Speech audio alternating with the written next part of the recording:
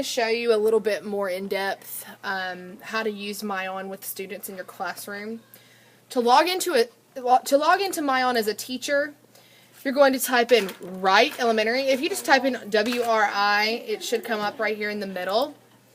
You're going to log in with your 600 number. That's mine. And your password is MyOn. When you log in, you should see a list of your students on the screen in front of you. If you are missing any students, feel free to contact Miss Sparrow or Miss Allen and we will add them in. When you see on here, when you get new students. And when you get new students as well. Just send us an email and we can get those added. Absolutely. Click Classroom. And if you want to create a project, we talked about projects, you can click Projects. And you'll see right here the projects that I have added for my students. If you'd like to create a new project, you simply click Create New Project. Give it a title. So I'm going to give mine a title and say we'll do Spring. You can give it an optional due date if you would like. I'm going to set mine for a due date of March 24th. You can give it a description. Now this description is not shown to your students. It will simply be something that if you decide to share this with other teachers, this is something that they will see. So I'm going to give this as a description of students can explore text about springtime and write about key facts and details they locate.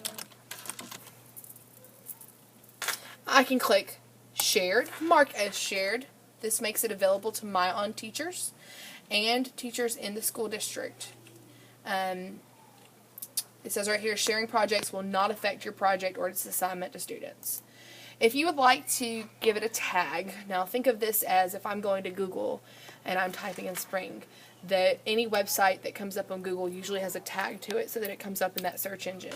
So I am basically putting tags in so that when I type in, let's say flowers, I can see this project. When I type in spring, I can see this project. Seasons, I can see this project. Let's give it a recommended grade level of K2. You can pick whatever grade level you'd like. Now I'm going to give my project an objective. Students will explore nonfiction text that deals with spring and the changes seen. Students will have the opportunity to write about what they learned when reading. I can give it a reading task as well if I want to add any more tasks. So I'm going to title this task Locate Key Details. Students will locate key facts and details about spring. If you would like to disable, I know that some older grades mentioned they did not want these books to be read to their students. If you would like to disable any books being read to your students, you'll just simply click Disable Audio. If you would like to disable sentence highlighting or word highlighting, you can click that. You can also have the option to disable quizzes, book reviews. We don't do accelerated reader here, so don't worry about that. Or you can disable the literacy toolkit. Now, how do I add books for my students to read in this project? You will simply click Manage Books. I'm going to type in spring since my project is about spring. I click Find Books down here. Oops, where did it go? Let me try that again. I think the internet's slow.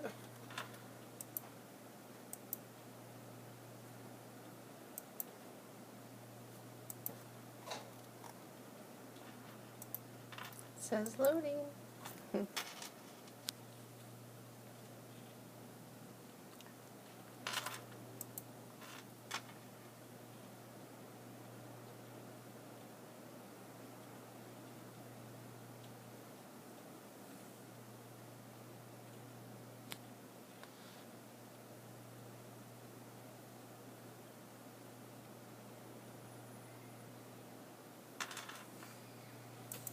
Here we go. We're going to type in spring, find books.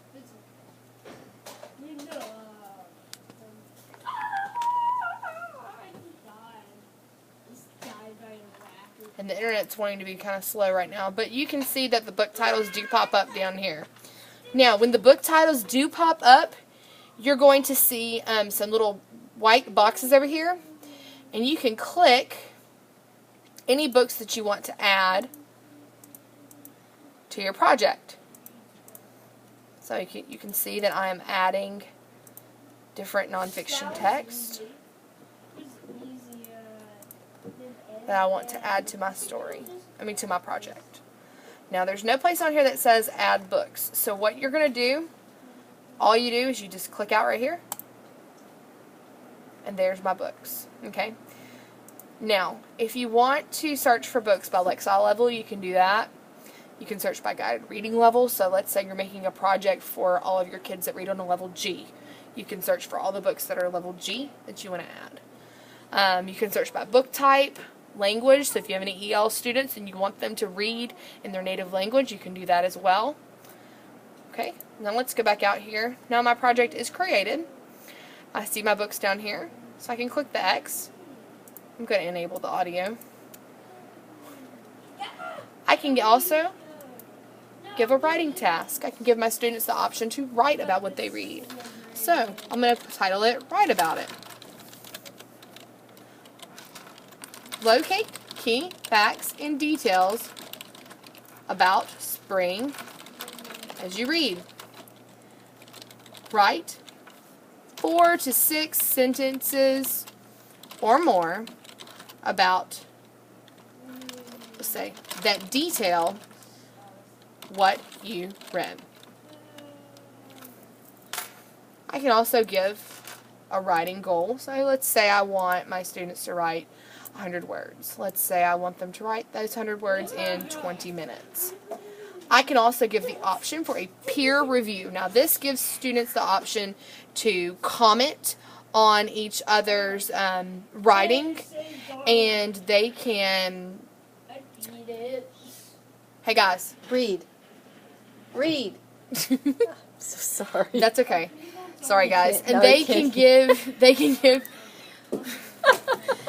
go on there and comment and basically say, hey, your writing is really great, or hey, this is something you could do better. So it's important to teach your kids how to use this option if you're going to do this. You can also give them a writing checklist. Now, I love this option because it really gives kids the time to go in there and have a checklist when they're writing. So let's say I'm going to put capitalization as an option for checking.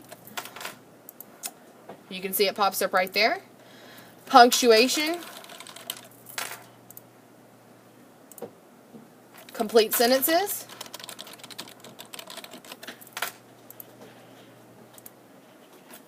Key details.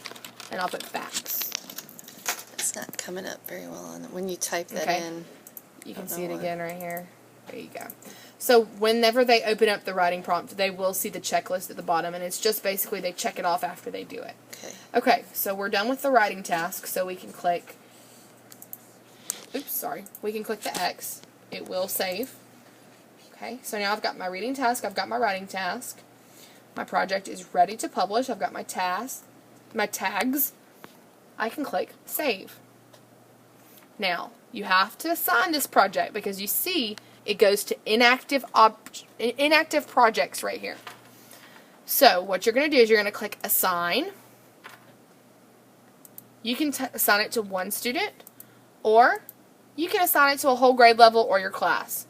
I'm going to assign this one to my class. So what I would do is click this box right here at the top if I want to assign it to my whole class, and then click Apply. If you want to assign it to a whole grade level, you will click first grade or whatever grade you're clicking that you need. And you can click the top button right here, and it should click in every student in that grade level, and you can click Apply. This project then goes live right here at the bottom. And so when students log in, they can see that project to use. I will show you in just a few minutes where to locate those projects. Okay, contests. This is a great option for your classroom. We have already started the Readathon March Madness contest. You can see we can run a report. Right now, it looks like, what grade is that, Miss Allen? I can't tell which one it is. I don't know. It doesn't. It doesn't say, does it? It says time spent. Oh, time spent. Frequency. So I can run a report down here, Yeah, and I down can here see all the different times that students have been reading. So I can run it by first grade and show all. I can download, and that project should come up right here at the bottom, and I can click open this contest. Sorry, I said project. And you can see how often students are reading. If you want to create a contest, this is a great thing to do in your classroom. You can click create a contest. You can choose an option for metric. You can choose my students or my classes. You can give it a title for your challenge. Let's say read 20 minutes a night. You can measure it by time reading or books read. So if you say you want students to read, 10 books a week, you could do a contest for who can read 10 books a week. And you give them a goal. You can put a date range in here, and then you click save, and the contest basically goes live. Going over here to reports. This is a great tool as well to show growth with your students and have that documentation that you need. You can show Lexile scores. Let's look at Lexile scores. I can run a report, and I can see right down here, you can see where students began when they began MyOn, what Lexile they ran their first benchmark on, and you can see the latest Lexile score from their recent benchmark. So you can see great growth right there over a certain time period. It also shows you a change in score and what their percentage is for their quizzes. So you can really see where students are struggling and where they're doing well. If you go up here back to reports, you can look at books finished. So how many kids have been working when they open books, have finished their books. I have a problem with one of my students. He doesn't like to finish books. He just opens them up and looks at them and then closes them. And so I can look on here and see who is actually finishing their books and what books they're finishing by clicking Run Report. And down at the bottom I can see the percentage of students that are actually finishing their books and how many books they've opened since they began MyOn. You can go back up to reports. You can run a report for time spent reading, quizzes to see how well they do in their quizzes, reading tools, basically how many notebook entries and page annotations have students created. You can look at their reading performance. You can look at their title usage. Which titles are the most popular titles for your class to read? Book reviews. So let's go over here to Classroom. Let's go back to the MyOn homepage. Okay, let's go to Classroom. Let's click Students. Right here I can see where book reviews would show up. This is going to be a great video. We should have a bloopers reel. Okay, so if you want to see book reviews that your students write, so when they come up at the end of a book, they see the option to run a book review. And we've talked about how to write a book review, and I've explained to my students, when they write this book review, it goes live to MyOn. It goes to the MyOn database and other kids can see it. But not until you approve it. So here's how you approve book reviews. To approve book reviews, make sure you've clicked Classroom, Students. Then you see this little star right here under All Students. Okay, I'm going to click that.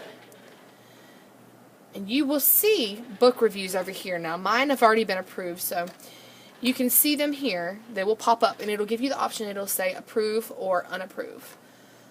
Now let me go back over here again. I'm going to show you all the ones that I have approved that have gone live. So I can see all the books that my kids have read and everything that they wrote about it. And I've approved it. Now let's say I decide I don't want to approve something anymore. I can go back and take it off and unapprove it. I can also delete the book review if I want to.